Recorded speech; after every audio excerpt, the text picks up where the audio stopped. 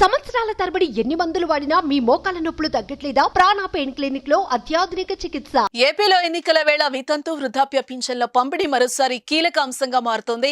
April నెలలో పెన్షన్ల అంశం రాజకీయ వివాదంగా మారిన విషయం మనకు తెలిసిందే. దీంతో మే నెల పెన్షన్ల పంపిణీపైన ఇప్పటికే ఎన్నికల సంఘానికి ప్రతిపక్షాలు లేఖలు రాశాయి.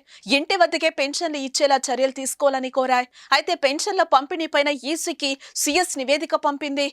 ఇదే సమయంలో పెన్షన్ల అంశంపైన ఏపీ ప్రభుత్వానికి ఎన్నికల సంఘం తాజా మార్గదర్శకాలు జారీ చేసింది. ఇంటింటికి పెన్షన్ల పంపిణీ విషయమై సీఎస్ జవహర్ రెడ్డికి ఈసీ ఆదేశాలు జారీ చేసింది. పెన్షన్ పంపిణీలో వృద్ధులకు ఇబ్బంది రాకుండా చూడాలని ఆదేశించింది. ఇంటింటికి పెన్షన్ల పంపిణీ చేపట్టే అంశంలో ప్రభుత్వంపై చాలా ఫిర్యాదులు వచ్చాయని ఎన్నికల సంఘం గుర్తు చేసింది. ఇంటింటికి పెన్షన్ల పంపిణీ విషయంలో గతంలో ఏం ఆదేశాలు ఇచ్చామో వాటిని పాటించాలని ఈసీ స్పష్టం చేసింది. ప్రభుత్వ ఉద్యోగుల ద్వారా ఇంటింటికి పెన్షన్ల పంపిణీ చేపట్టాలని గతంలో ఆదేశించామని, అవే మార్గదర్శకాలు అమలు చేయాలని సూచించింది.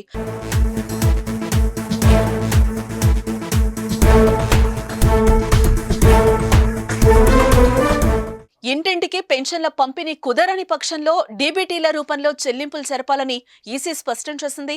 మే 1న పెన్షన్ల పంపిణీపైన ఎన్నికల సంఘానికి సీఎస్ లేఖ రాసి అందులో కీలక అంశాలు ప్రస్తావించారు.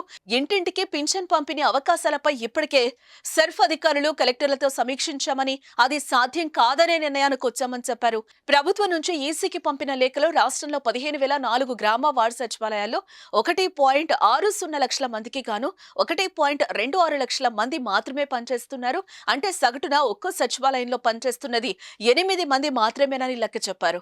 41,000 మంది బిఎల్ఓ విధులతో చాలా బిజీగా ఉన్నారు. 55,900 మంది ఓపీఓ డ్యూటీల్లో ఉన్నారు. అందువల్ల ఇంటింటికి వెళ్లి పింఛను ఇవ్వడం సాధ్యపడదని తేల్చి చెప్పారు. గత నెలలో లాగా దివ్యాంగులు, నడవలేని వృద్ధులకు మాత్రమే ఇళ్ల వద్ద పింఛన్ అందిస్తామని తెలిపారు. ఈసారి 30వ తేదీ నాటికే పెన్షన్లకు అవసరమైన సొమ్ము సిద్ధంగా ఉంచుతామని అన్నారు. గరిష్టంగా మే 3వ తేదీలోపు పంపిణీ పూర్తి చేస్తామని హామీ ఇచ్చారు. పింఛన్ పంపిణీకి దాదాపు 10,000 అదనపు కేంద్రాలను గుర్తించామని, వృద్ధులకు ఇబ్బంది లేకుండా నీడ కోసం టెంట్లు, నీళ్లు ఏర్పాటు చేస్తామన్నారు. అయితే ఇటు ఎన్నికల సంఘం తాము ఇప్పటికే జారీ చేసిన మార్గదర్శకాలను అమలు చేయాలని సీఎస్ కు స్పష్టం చేయడంతో పెన్షన్ల పంపిణీ అంశంలో ఏ రకంగా వ్యవహరిస్తారు, ఏం జరుగుతుందనే ఉత్కంఠ లబ్ధిదారుల్లోనూ రాజకీయంగానూ చర్చనీయాంశమైంది.